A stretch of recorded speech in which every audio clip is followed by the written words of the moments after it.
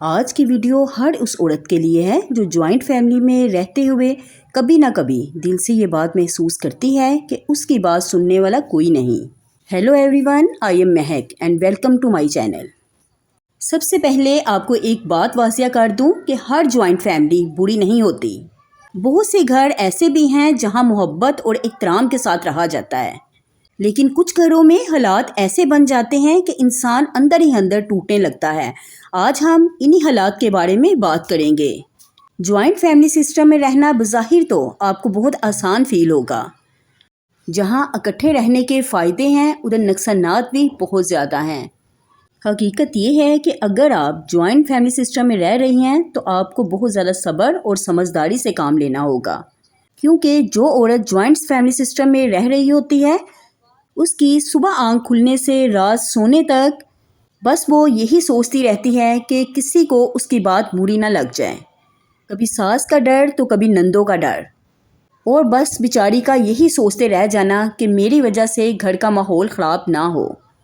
اور کبھی کبھی تو ایسا ہوتا ہے کہ بہو بیچاری سارا دن گھر کے کاموں میں گزار دیتی ہے اور اسے تعریف کے دو بول بھی نصیب نہیں ہوتے۔ اتنا وہ تھک جاتی ہے پر کسی کو احساس تک نہیں ہوتا کہ آخر کار وہ بھی انسان ہے۔ ایک بہو نہ اپنے ماں باپ کا گھر چھوڑ کر سسرال میں صرف محبت کی امید لے کر آتی ہے، اور یہ بات سسرال والوں کو سمجھنی چاہیے۔ وہ اس گھر کی نوکر نہیں ہے۔ ہاں، اگر اپنی مرضی کے ساتھ وہ گھر کے سارے کام کرتی ہے، ساس سسر کی خدمت کرتی ہے تو وہ اسے ثواب بھی ملے گا، پر آپ اس کے ساتھ زبردستی نہیں کر سکتے۔ لیکن اگر آپ اسے ہر بات پر تنقید کا نشانہ بنائیں گی تو وہ چپ رہنا سیکھ جاتی ہے، اور مسلسل خاموش رہنے سے اس کے دل میں ایک بوجھ سا رہنے لگتا ہے۔ کبھی دیورانی جٹھانی کی باتیں، کبھی نندوں اور ساس کی، وہ بیچاری جائے تو جائے کدھر؟ اور اگر اس کا شوہر اس کے لیے کچھ کھانے کو لے آئے تو پورے گھر والوں کی نظریں ان پر ہوتی ہیں کہ پتہ نہیں کیا کیا اپنی بیوی کو کھلا رہا ہے۔ جوائنٹ فیملی سسٹم میں مرد بھی پھنس جاتا ہے۔ اگر وہ بیوی بچوں کو باہر گھمانے لینے جاتا ہے تب بھی مسئلہ، اور مرد کو بھی تانے دیے جاتے ہیں کہ باہر پتہ نہیں کتنی سیر کروا رہا ہے اپنی بیوی اور بچوں کو۔ یار، ان کی نئی نئی زندگی ہے، انہیں اپنی زندگی جینے کا حق ہونا چاہیے۔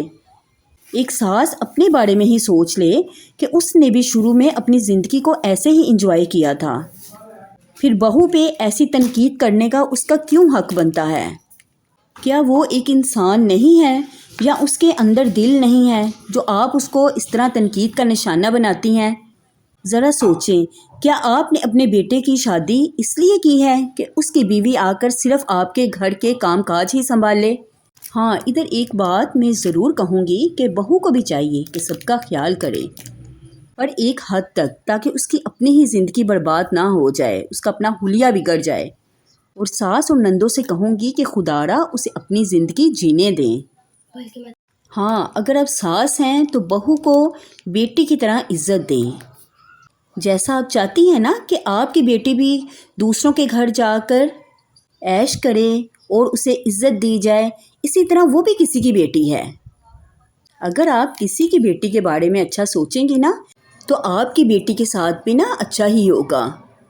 اور شوہر کو بھی چاہیے کہ انصاف سے کام لے، یہ نہ ہو کہ وہ ہمیشہ اپنی ماں اور بہنوں کی باتوں کو ہی سنتا رہے اور بیوی کی پرواہ کرنا بالکل چھوڑ دے۔ زندگی بہت چھوٹی ہے یار، نفرت، ضد اور انا میں گزارنے کی بجائے محبت اور احترام سے گزاریں، ایک دوسرے کو عزت دیں، کیونکہ ایک خوشحال گھر وہی ہے جہاں ہر کسی کی عزت برقرار ہے۔ میری ساس اور سب نندوں سے یہ درخواست ہے کہ بہو کو ہر کام کا نشانہ نہ بنائیں کہ اس بیچاری کی ساری زندگی ہی بس پریشانیوں میں گزر جائے۔ میری ایک بات یاد رکھیں، ایک لڑکی جب اپنے والدین کا گھر چھوڑ کر نئے گھر میں آتی ہے نا تو وہ صرف کپڑے اور سامان نہیں لاتی بلکہ ہزاروں خواب بھی اپنے ساتھ لاتی ہے۔ وہ سوچتی ہے کہ میرا اپنا گھر ہوگا، اور جب وہ اس گھر میں آتی ہے تو اسے سوچنے سمجھنے کا موقع ہی نہیں دیا جاتا۔ یار، بس ایک منٹ کے لیے اتنا سوچیں کہ وہ بیچاری اپنے ماحول سے آئی ہے، اسے ٹائم تو دیں کہ وہ آپ کے ماحول کو سمجھ سکے۔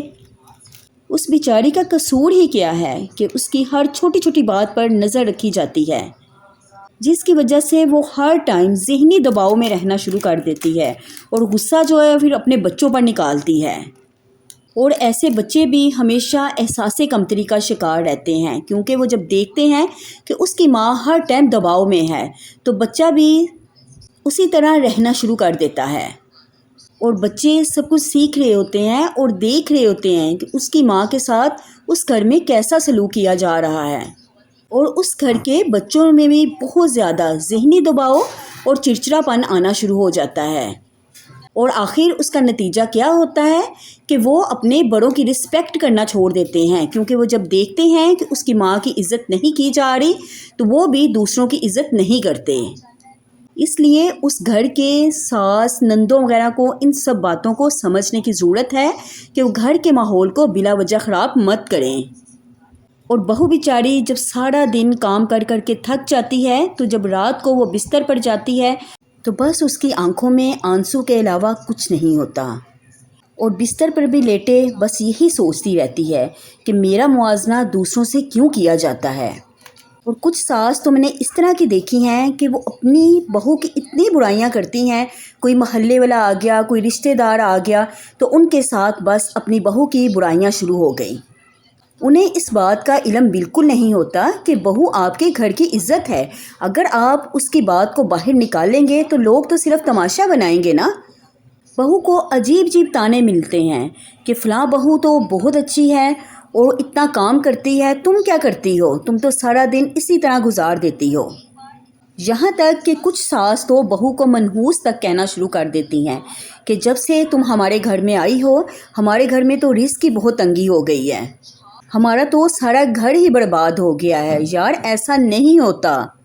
اور ایسے جملے اس بیچاری کے دماغ پر بہت گہرا اثر چھوڑ دیتے ہیں۔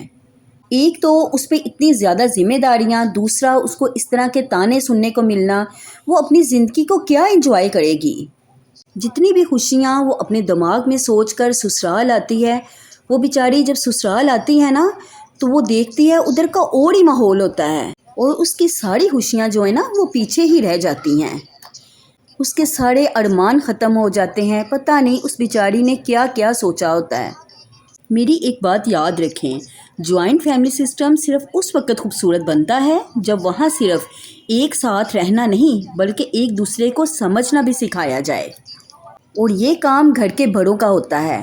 اگر وہ اپنے ماحول کو اچھا بنانا چاہے تو ماحول لازمی اچھا بنتا ہے، کیونکہ رشتے حکم سے نہیں چلتے، محبت سے چلتے ہیں۔ عزت مانگنے سے نہیں ملتی، دینے سے ملتی ہے۔